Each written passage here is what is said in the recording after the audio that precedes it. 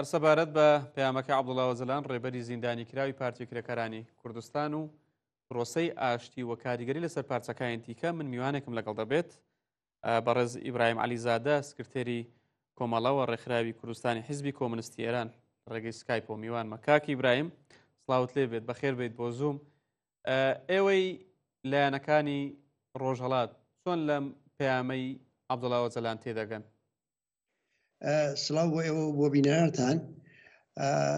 لایەنەکانی ڕۆژهەڵات بەڕاستی هەر کەسە دەبێت لایەنی دەبێت هەڵوێستی خۆی بڵێ. من هەڵوێستی خۆمان باز دەکەم. ئەوەی کە ناوەڕۆکی هەڵوەستی ئەمە گومانێکی ئەو بێبڕوایی و بێمتمانەیە بە دەوڵەتی تورکیە و پێمان وایە دەوڵەتی تورکیە پرۆسەیەکی فێڵاوی دەست پێ کردووە کە ئەو پرۆسە فێڵاویە ئەساسەن ڕووی لە ڕۆژاوایە و هەدەفی ئەسلەکەی خامۆشکردنی بزوتنەوەی ڕۆژاوایە. جا بیانوەکەی بە قەندیل لەگرێ دەنا تا ئەو جێگای کە بە کێشە دەگەڵ پێکاکا مربوط بێ. جارە بە بیانووی پێکاکاوە ئەوە نزیک بە 80 کیلۆمتر لە خاچی هەرێمی کوردستان هاتوونە بەرەوە و هەتا بەروبوومەکەشی دەبن تاڵان دەکەن.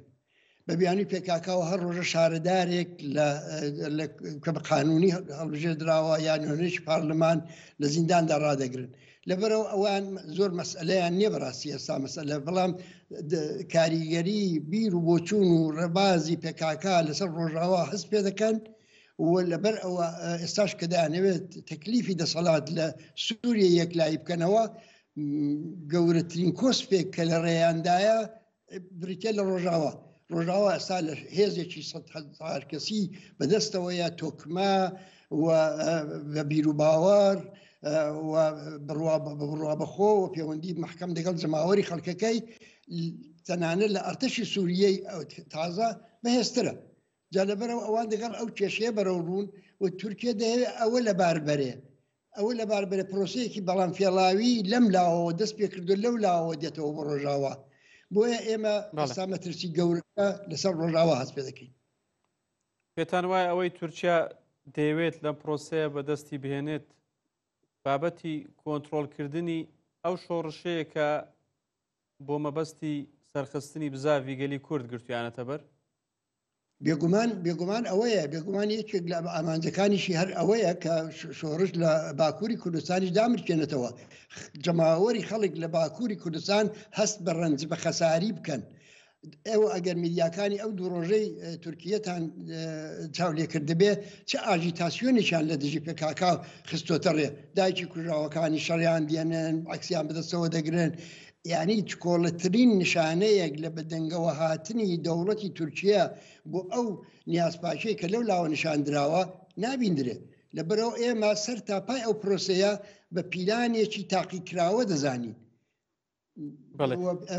وایە کە دەوڵەتی تورکیا هەموو لایەکمان دەبێت هەوڵ بدەین دەوڵەتی تورکیا لەم پیلانەیدا سەرکەوتوو نەبێت.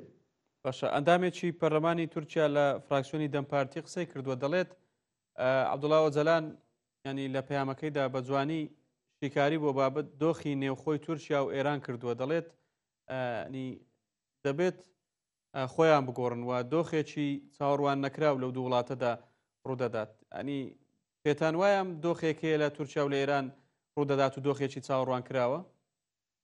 تاوجگای پە ئێران مربوط بە ئێمە لە دەموچاوی ئەو ڕژیمەی ئێستا لە سەرکارە هیچ ڕووناکاییەک نابینین بۆ ئەوەی کە گویا دۆخێکی دیاریکراو بە نسبەت بەرژەوەندیەکانی گەلی کورد تێدا بێتەکایەوە. سەبارەت بە تورکیا خۆب ئەوەیە کە دەیبینین ئەوەی کە لە زیندانی ئەمرالیەوە چ پەیامێک هاتوۆتە دەرێ ئەوە زۆر گرنگ نییە، چونکە ئەو پەیامە ڕێک ئەوەیە کە دەوڵەتی تورکیا دەیەوێت دەیەوێت پێکاکا چەکدا بنێ، پێکاکا هەڵوەشێتەوە، ئەوەی کە بە شەڕ دەیەویست ئێستا دەیەوێت بە ئیسلا بە زمانی خۆشبی پیان سلمێنێ. بۆیە پەکەکەش مەرجی هەیە، خۆ دەزانی کاکی ئیبراهیم. ئێمە هیچ ڕخنەیەکمان لە بەڕێز عەبدوڵڵا ئۆزەلان نییە بۆ پەیامە، چونکە ئەو پەیامە ڕێک پەیامێکە کە لە فیلتێری میتەوە هاتوۆتە دەرێ. بەڵام پەکەکەش مەرجی هەیە، خۆ لە پەیامەکەی دوێنێکە وەڵامی پەیامەکە عەبدوڵڵا ئۆزەلانیاندایەوە و ئامادەن ئاگربەستی تاکلایەنە ڕابگەن، بەڵام مەرجیشیان هەیە. بۆ نمونە دەڵێن کۆنگرێ هەڵوەشانەوەی پەکەکە دەوێت بە سەرۆکایەتی عەبدوڵڵا ئۆجەلان بێت کەواتە دەبێت عەبدوڵڵا ئۆجەلان ئازاد بکرێت اینجا کۆنگرەکە ببەسترێت.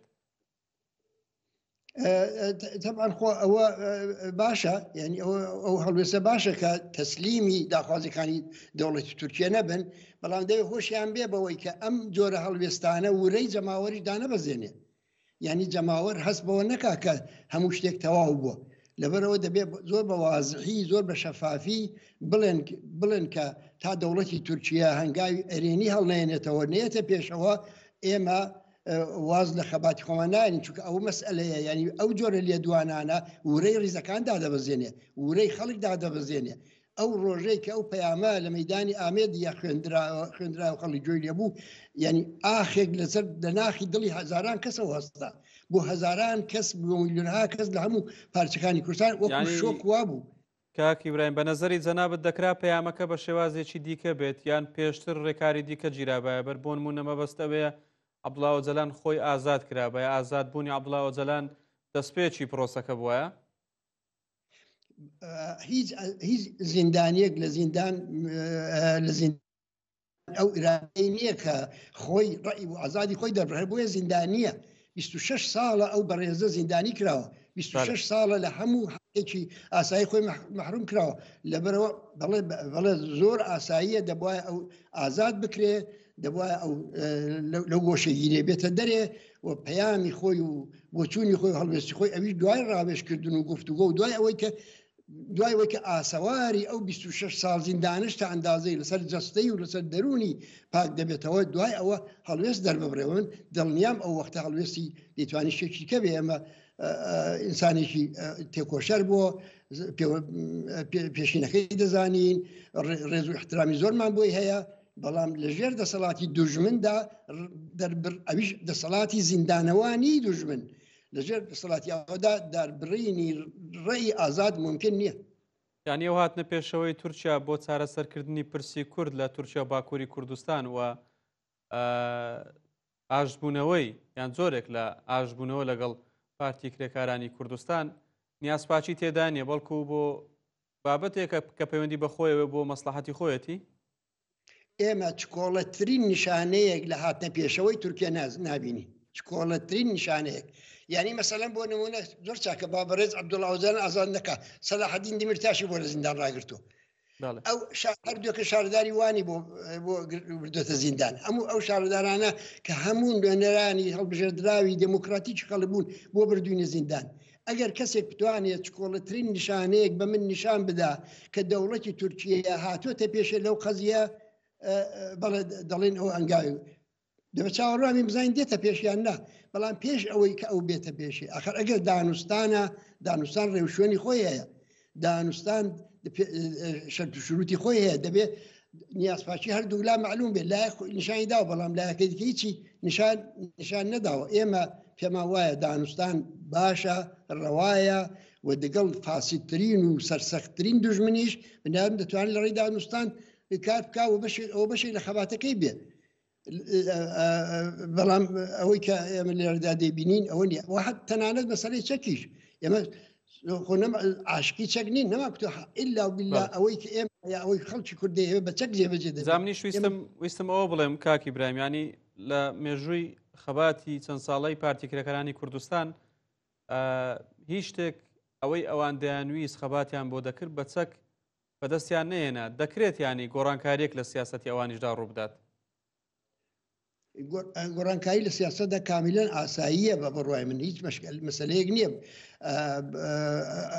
مەسەلەی ئەوەی کە مەسەل ئاگر بەزرا بگێرن، ئەوەی کە بۆ ماوەی ئەسەن چەکەکان خامۆشکن، ئەسەن ڕێگای خەباتی مەدەنی بگرنەبەر، ئەوانە هەمووی ممکنە. بەڕاستی خۆ ئێمە خۆمان چەکدار بووین، خەباتی چەکداریمان کردو، بەڵام ئێستا 20 ساڵ تەقەمان لە تفەنگی نهاتووە.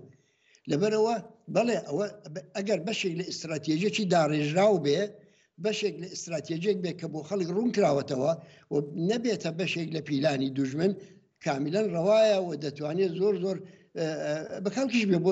بەتابەت بارودۆخی ئێستای تورکیا فەرقی هەیە لەگەڵ باقی وڵاتانی، وچە دیموکراسیێکی پارلەمانی نیە و ناتەواویش بۆ هەرچی هەیە. دژی ئەوە نین کە لەو فەزا و لەو بارودۆخە کەڵ وەربگیرێ.